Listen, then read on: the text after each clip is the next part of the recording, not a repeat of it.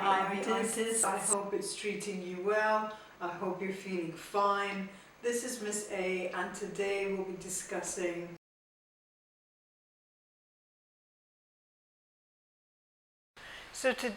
discussing the details of the criteria for the exhibition component. Please check my previous video for the kind of overview of the exhibition component, but today we'll be focusing on the details. So the assessment for this component is divided into 4 different criteria. There's criterion A, B, C, and D. As I mentioned previously, all 4 are more or less assessed in the same way for the HL students and the SL students. The main difference is that the SL students submit 4 to 7 works, whereas the HL students submit 8 to 11 artworks. There is also, for criterion D, a bit of a difference for the HL students. They have an extra requirement, which we will discuss in detail a little bit later on. In criteria A to D, A is coherent body of works, B is technical competence, C is conceptual qualities, and D is curatorial practice. The first 3 are 9 marks each, and the last one, which is a curatorial practice, is 3 marks. So let's look at criterion A. If you have watched my previous videos, then you know that we focus on the highest achievement level, or the highest level descriptor, as the IB calls them, which means that we'll only be looking at what you need to achieve in order to score full marks. Obviously that should be your aim, even if you end up scoring a little bit lower. But this is just to kind of tell you what it is that you need to do if you want to do really, really well in this exam. Okay? So I'm actually going to read this for you. The work forms a coherent body of work through effective communication of thematic or stylistic relationships across individual pieces. Stated intentions are consistently and effectively fulfilled through the selection and application of media, processes, and techniques, and the considered use of imagery. Again, I've highlighted the key words. Those are the words that help you understand what the expectations are for this criterion. IB uses these keywords to let you know what it is that they're actually looking for when they're allocating maximum marks. The first thing is the emphasis of producing and submitting a coherent body of works. So the pieces, the artworks in your work are all individually explored. However, there is a kind of an overall focus which is made clear to the IB by you through communicating what your intentions are and how you have resolved them. And this is why in the beginning I actually recommended that you have some kind of theme that you don't necessarily have to stick to religiously. You just have to have some kind of focus, or it's better if you have some kind of focus, so that the coherence and the relationships between your work are actually easier to focus on, relate to each other, and to explain as well. Sometimes work submitted is really kind of has absolutely no relationship, and this is usually in the weaker students. So they will say things like, well, the first piece I tried watercolor, the second piece I used pastels, so, and so on. And it's really very, very superficial. There isn't an in-depth kind of focus on anything, not the concepts, not the development of the work in terms of skills and materials and processes and techniques. So there isn't this in-depth development, like I said, and growth that the IB is looking for. It's really important that you remember that they're looking for a coherent body of work in terms of a focus or some kind of an awareness of the relationship between the works. When you go and see someone's exhibition, let's say a professional artist exhibition, there's usually a body of work that has some relationship. The pieces, the individual pieces, are somehow related, usually.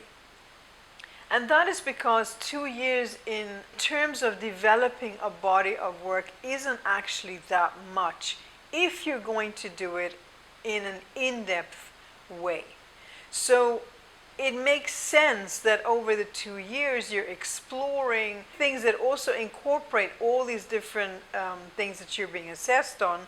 You can't really separate them in terms of, concepts and techniques. That should all be working, together. After the 2 years, you should be at a level where you're ready to take on something new, and that is exactly where you should be in terms of, going to college or university, if that is the path you have chosen. Of course, that's completely up to you. But I'm saying that if you do want to go that way, this is the point where you're kind of ready to embrace more, because you have been growing and you've planted the seeds over the 2 years in IB.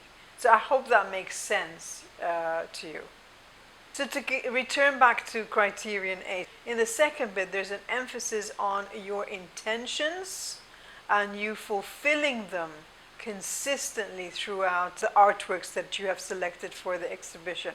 And these intentions are to do with, first, the selection of media, and then the application of media, processes, techniques, and also the awareness of how the image has come about, how you've developed the image in order to satisfy the intention that you originally had for the piece, for the artwork.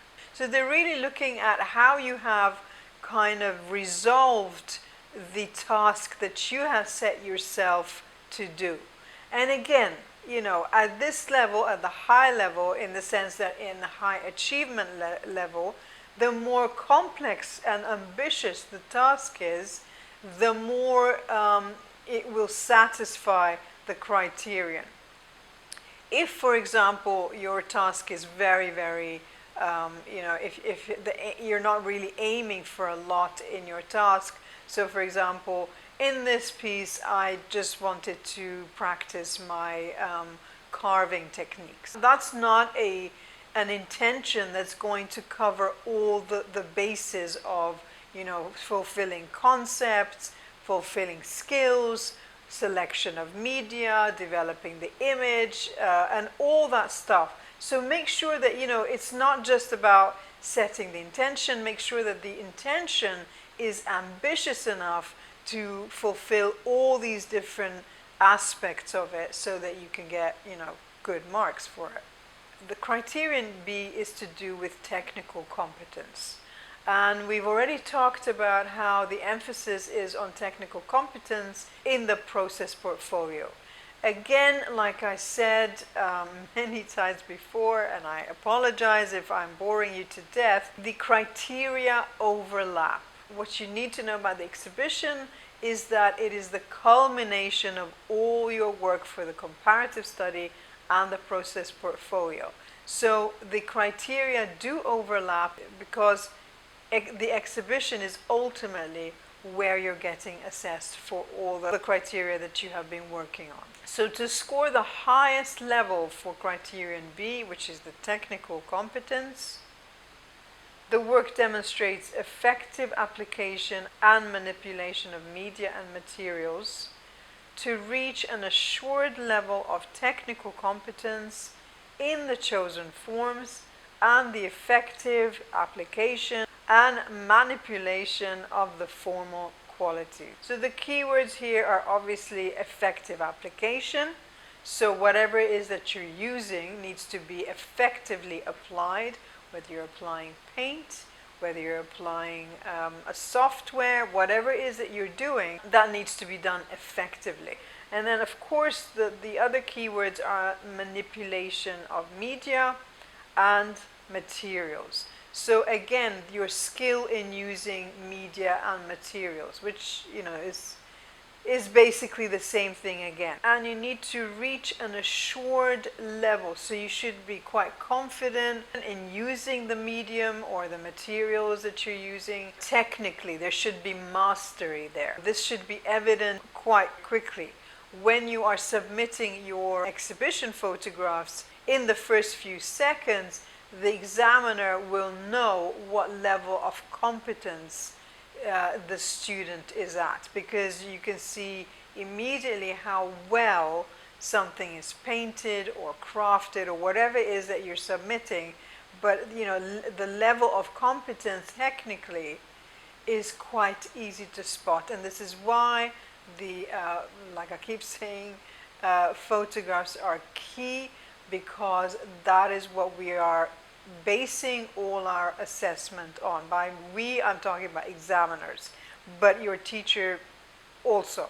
The other thing that you need to effectively apply and manipulate is the formal qualities. Do we know what the formal qualities are? We should be very clear about what the formal qualities are. And the formal qualities are the building blocks of art, the basics of art. I think I might actually make a video about that at some point, because I think it's really, really important. I know it's very basic, but it's worth looking at through fresh eyes, through DP eyes, because you need to kind of really study how formal qualities are successfully used in art in general. When you begin to appreciate how the formal qualities are effectively applied in artworks that you see in galleries, in museums, etc., then you can kind of start thinking about what that actually looks like, what that actually means, and then you can develop these skills to effectively apply the formal qualities to your own work. I'm sure you've heard of artists obsessively going to visit galleries and museums to study the old masters' work. That reverence to appreciate how someone has applied a little bit of color is really where artists get their inspiration from, their drive from, and their ambition to apply the same kind of mastery to their own work. So the next criterion C, is conceptual qualities. To do well in this criterion, the work should visually elaborate ideas, themes, or concepts to a sophisticated point of effective realization, and demonstrate the subtle use of complex imagery, signs or symbols that result in effective communication of stated artistic intention. So again, they are looking for complex ideas, ambitious ideas, and they are looking at how you have gone about developing them, how you have gone about resolving the imagery that is appropriate to what your intentions are. So make sure that you're aware that you are aiming for sophistication and evidence of learning, that you have learned something. Do not stay in your comfort zone. That's really important. If you like certain types of art, let's say manga, or you like, unicorns, or you like, I don't know, roses, I promise to make a video on taste, because I think that's really, really important. But the reason why I'm saying these things specifically is that there's usually quite a simple idea behind them. And usually the idea is, I like this, really.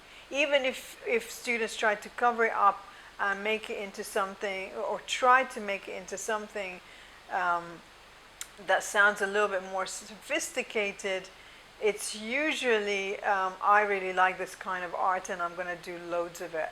And again, remember that the IB is really looking for growth, the growth of the student. Have you Pushed yourself out of your comfort zone? Have you tried new things? Have you thought new thoughts? Have you challenged yourself? Have you challenged your tastes? Why are you attracted to a certain type of image?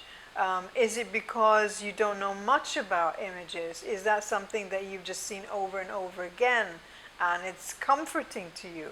All these questions you should be asking. As an examiner, sometimes I come across students who are extremely stubborn, and I can tell that the teacher has really, really tried to guide them into a direction where they would be learning, etc. But the student has kind of made up their mind that this is what they want to do. They don't care. I've actually read this. This is my own art. I don't care what people think. I'm not trying to please anybody.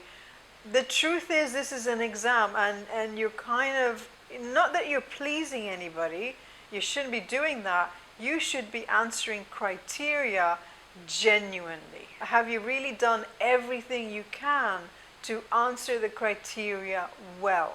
Have you pushed yourself hard enough? Right? These are the questions that you should be asking. It is not about making people happy. Examiners are from all over the world, just like the candidates are. It doesn't mean that we all have one taste, or that we all, that we mark the work based on what pleases us and what doesn't. It really isn't about that. We look very, very closely at the criteria, and we look very, very closely at how you have answered that criteria. So that's how we mark the exam. Okay? Right, so it mentions also that it's expecting complex imagery, signs or symbols. Now, signs or symbols, again, that can be misunderstood by students, to mean something like, a peace sign, or a heart, which means love, or, it's not talking about that kind of symbol or sign. Again, if it's, very, very simple or simplistic, I should say, then it has no business being part of your IB art work that you're submitting for the exhibition. Okay? Of course you're free to do that. I've got nothing against that at all. However, you will not be scoring very, very highly. So I hope that, I hope that's clear. So we get to the final criterion, which is criterion D. And criterion D is curatorial practice. It's different at SL level and HL level. So we'll start with the SL level. At standard level, what they're looking for is the curatorial rationale fully justifies the selection and arrangement of the exhibited works, which are presented and arranged clearly as appropriate to the student's stated intentions within the space made available to the student. So in your curatorial rationale, you need to explain why you have selected the pieces that you have selected. You have to explain why you have arranged them in the way that you have, how you have presented them as clearly and in a way that is really appropriate in terms of what your intentions behind the work is, what you're trying to communicate through your work, etc., etc. So for the SL students, the curatorial rationale is 400 words. You have to succinctly elaborate on and explain how you have made the decisions that you have made, right? So you know yourself best. You know how much of a good writer you are. You know how many drafts you need to do before your final one. Give yourself plenty of time to write that curatorial rationale. I would definitely advise you to start writing it during these holidays, actually, if you are about to have an exhibition when you come back. Start with the ideas that you think are the most important ones to convey, and then you will, with your teacher, somehow refine what you are saying about your intentions and how you have gone about achieving them, and how you have really presented your work in a way that highlights and enhances the meanings and the intentions behind your work. If you are in a school that doesn't have a very fancy space where the art exhibition is held, don't fret about it too much. You are not getting penalized for the space that you're in. Just ensure that you really explain how you went about, dealing with that challenge, and how you've overcome, or how you have gone about doing your best to present the work as well as you can, as meaningfully as you can, in the space that you were provided with. Okay? This is not an opportunity to moan and complain about it. Just say, the challenges that I faced are such and such, therefore this is what I did in order to compensate or overcome or resolve these issues. Okay? So again, don't worry about it too much. It's great if you're at a school where I've seen some really fancy exhibitions, but at the end of the day, it's your work that is being marked. So, rest assured that the examiner is looking at what you have presented in that exhibition, not so much where the exhibition is being held. But having said this, make sure that you've done your best, the lighting, etc., especially when you're taking the photographs. Again, I know I sound really, really boring now, but the photographs are key. The best quality you can manage. Sometimes the school may have a good camera that you can use. If not, beg, borrow, steal. Whatever I'm saying, beg, borrow, whatever you need to do. But a mobile phone is absolutely fine as long as you are taking the photo straight. Make sure that the angle, there's no distortion, that the lighting is nice and even, and that your work is really clear in the picture. So the same criterion D for the HL students. The curatorial rationale fully justifies the selection and arrangement of the exhibited works as appropriate to the students' stated intentions, just like for the SL standard.